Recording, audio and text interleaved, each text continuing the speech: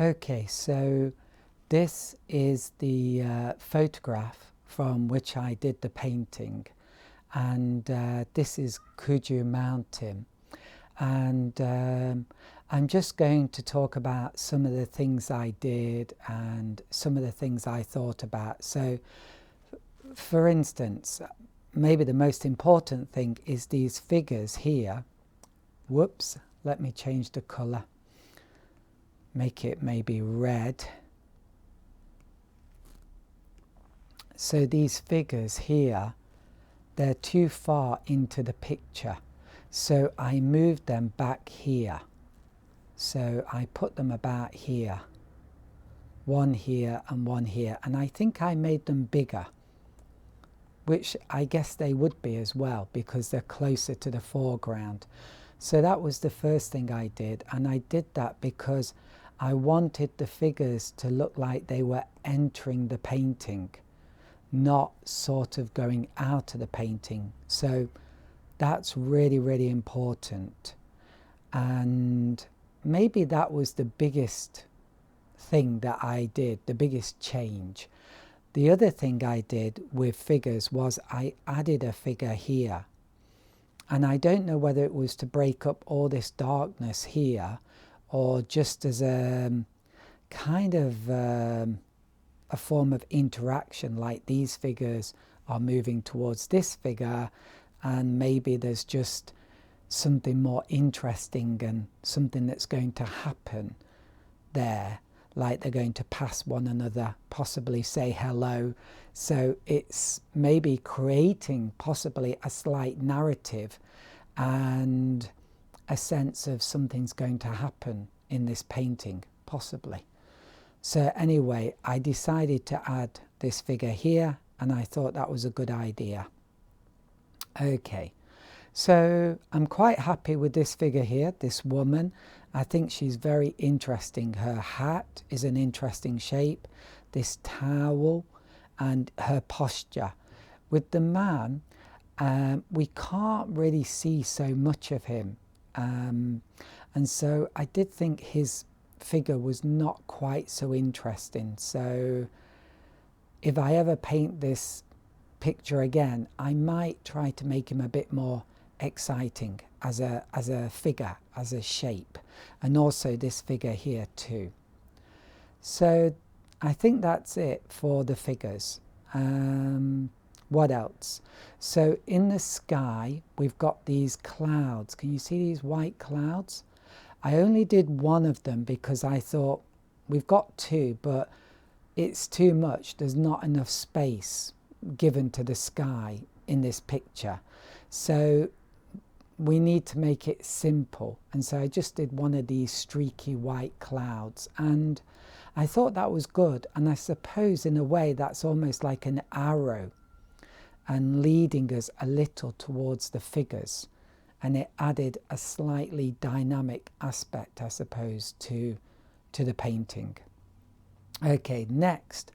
Now this is something I didn't capitalize on enough. Maybe I should change the color here. Let's go with a light blue, see what this looks like. So these rocks, if you look at these rocks, whenever you look at complicated things like this pattern of rocks, you've got to look for like the general pattern. You've got to simplify it to a super basic pattern. And if you look at it, can you see how it looks a bit like an arrowhead? You've got many, many rocks here, but here, not so many.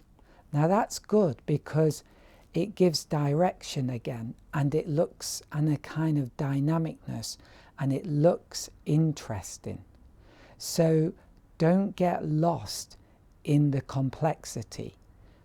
Remember the simple, basic kind of pattern here, and try to keep it while you're drawing all these rocks. So that was super important. And then also these big rocks here. So this is a nice rock, and this rock is quite good, but this rock here, I didn't like this. It just, in my opinion, didn't look good. I wanted it to be shaded like this, and it wasn't. So I just removed that rock, and I just imagined a shaded area to this rock, and I think that's better.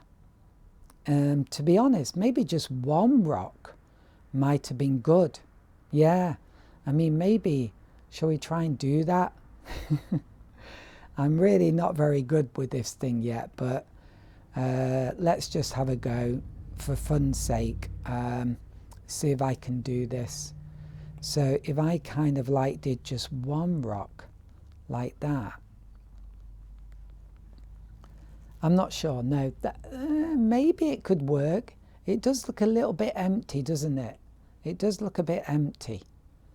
One of the good things about these drawing apps is you can take your your photograph, and you can change things in these drawing apps, and you can get like a good idea of, you know, like if I had a rock here and one here and one here, you can really play with the image and develop it. So it's really good to do that, and it's actually quite good fun, and you end up with these really weird images.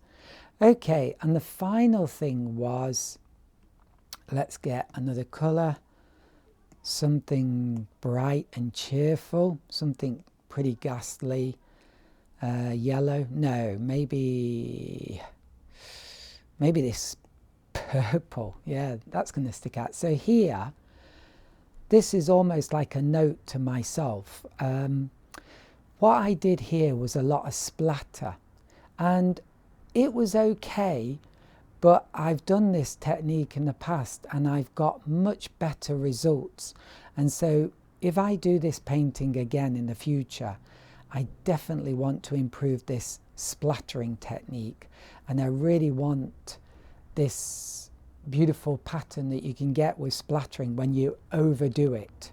And I want these figures, I want their legs to be like disappearing, the bottom of their legs disappearing into this splatter, and I think that's going to look amazing, really, really amazing.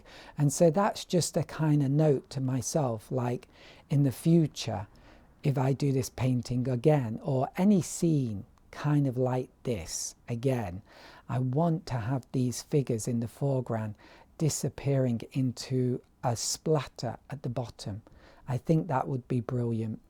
And the final point maybe is here with these dark areas, I think I could have done these bits even darker.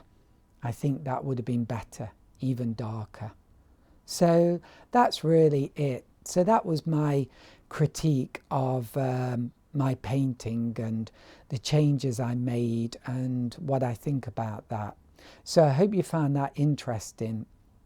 And I do recommend with your own paintings that you do take a photograph of like your painting or your original photograph, and you do look at it and on one of these apps, drawing apps, and then you do, you know, you can just take a photograph of it and then you can look at it and you can change things like this brown stuff I've done here, and you can move figures. Like I can even do this, I mean, in a very rough way. I probably could do a lot more than I'm doing here actually, but like I can imagine this figure, you know, drawing this figure here. Okay, I need to make this a bit thicker. And I'm doing this very quickly, so normally I'd spend a bit more time doing this, but really, to be honest, you don't really have to turn it into a work of art. That's my problem. I'm always trying to turn everything into a work of art, and just very quickly you can start to move things around in the photograph and like get a feel like maybe this figure's better here rather than here. And you can start to look at things like this and think, well, if there's a line down here, is that good? You know, does that look good? And you can change things like that and maybe make this cloud a bit even whiter. Is that better? Yes, I think so. So I guess there's two things here. One is like looking at your paintings and thinking about what you're going to change and what you really want to do. Like you realized I really wanted to get this splatter effect here, and I did to some extent, but I wanted to do it even better, even more powerful, and next time I will. And also I showed you that you can use these drawing apps, and you can use them to like play with your images and have some fun. So there you go. I hope you enjoyed that, and I hope you found that useful.